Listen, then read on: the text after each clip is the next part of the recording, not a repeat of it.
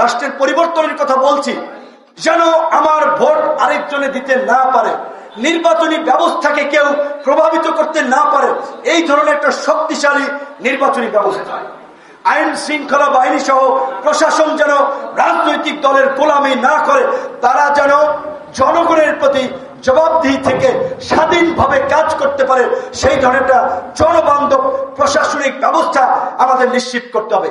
এই সংস্কারগুলো যদি না হয় তাহলে তো যেই লাউ সেই কদু। যেই কারণে আমরা বলছি শুধুমাত্র মৌলিক সংস্কার নয়, প্রয়োজনীয় সকল সংস্কার বাস্তবায়ন করেই আগামী নির্বাচন হতে হবে। আজকে ডাকসু না হলে, 18 সালে কোনো সংস্কার আন্দোলন না হলে আজকের এই আসিফ নাহিদ, এই উপদেষ্টা, এই ছাত্র নেতাদের অনেকে তৈরি হতো না। কারণ এই গণ অভ্যুত্থানের যারা নেতৃত্ব দিয়েছে তাদের বড় একটা অংশ, যাদেরকে নার্সিং করেছি, পৃষ্ঠপোষকতা করেছি, আমরা গণভবনে গিয়েছি, সেই ভিডিও নিয়ে এখন ট্রল করে শেয়ার দেয়, দেখেন যা ভালো মনে করেন। আরে ভাই, এই অল্প বয়সে যা করেছি তোমাদের 14 গোষ্ঠীর 14 পুরুষও সেই ভূমিকা।